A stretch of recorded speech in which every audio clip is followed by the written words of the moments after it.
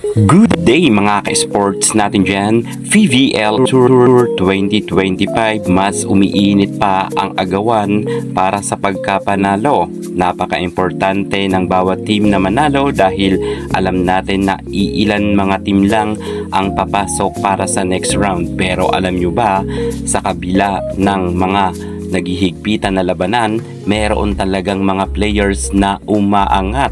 Yes, tama ang inyong narinig kung saan magugulat kayo dahil ang isang team dito ay halos karamihan ng mga players sa kanila ay kasama nga bilang top scorer. Pag-uusapan natin individually ang kanilang angking kagalingan na ginagawa sa loob ng court kung kaya halos sila nga ang pumupuntos. Sino-sino kaya ang mga players na talagang umariba sa kagalingan at nag-shine ngayon conference sa VVL on Tour? Makikilala na ninyo. Samahan nyo ako dahil ang ipapakilala ko sa inyo ang top 10 best scorer. Ang idol mo na ba ang kasama sa pinaka maraming naipuntos? Well, ipakikilala ko na sa inyo kahit panoorin nyo ang ating vlog hanggang sa dulo. Pero bago lahat, kung bago ka muna sa aking channel, subscribe na. Click ang ating notification bell para lagi kang updated sa lahat ng issues sa volleyball. Susunod na.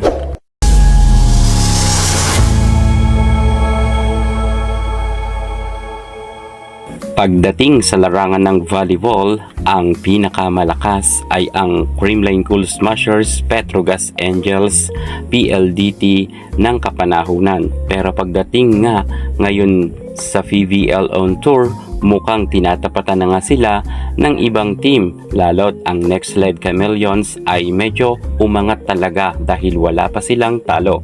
Gayon din ang Signal HD Spikers na kung saan wala pa ngang nakakatalo sa kanila, kung saan nasa number 1 standing nga ang nasabi nating Next Led Chameleons at Signal HD Spikers. Ngunit kahit sabihin natin na magagaling nga ang team na ating nabanggit, sino-sino naman kaya ang kasama sa top 10 best scorer? Individually, narito na. Number 10, Ces Robles ng Cherry Tigo. Si Robles ay kilala natin na hindi katangkaran pero palaban rin sa loob ng court.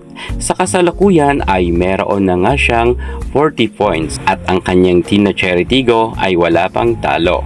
2 games pa lang yan pero mayroon na nga siyang 40 points at aangat pa nga yan dahil marami pang makakatapat ang Cherry Tigo. Number 9, Shola Alvarez. 40 points ang nasabi nating si Alvarez. Matatandaan nga natin na sinabi ni Alvarez na idolo niya si Alyssa Valdez kung kaya ginagalingan niya ang kanyang paglalaro sa loob ng court. Ang Capital One bagamat wala pang naipanalo, at least itong si Shola Alvarez umangat rin dahil nga sa kanyang angking kagalingan ay nasa number 9 standing siya. Number 8, Michelle Gumabaw.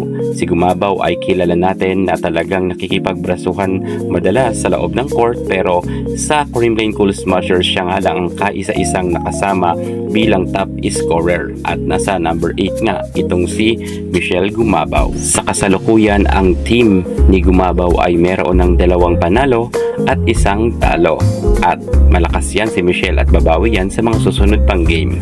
Number 7, Celine Domingo. Sa kasalukuyan, itong si Celine ay nakakuha na nga ng 41 points. Ang team niyang Akari ay nasa medyo tagilid nga na sitwasyon dahil medyo malalaglag nga ang kanilang team. Gayunpaman, happy tayo kay Celine Domingo dahil nag-shine nga siya. Nakakamiss nga rin ang kanyang mga zero tempo ng panahon niya sa Creamline. Number 6, Ivy Barbie Laksina. Si Barbie Ivy Laksina ay sa kasalukuyan ay meron na nga siyang 43 points. Siyempre, ka-teammates niya nga itong si Celine Domingo. At halos itong si Ibiang ay medyo maganda naman ang kanyang galawan sa loob ng court. Gayunpaman, kinakailangan mag-push ng team Akari para kung gusto nila makapasok sa second round.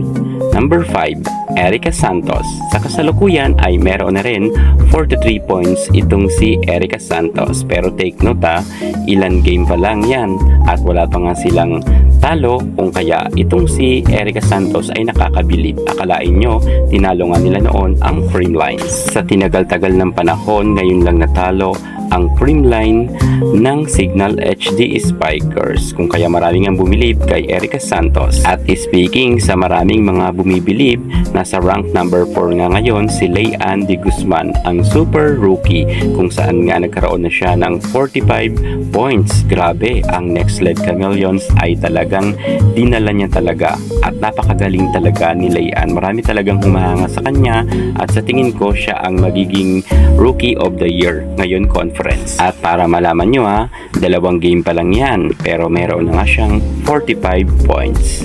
Number 3, Trisha Genesis. Sa kasalukuyan ay meron na nga siyang 58 big points. Grabe rin tong si Trisha Genesis. Umangat rin ang kanyang angking kagalingan paglipat niya nga sa Capital One.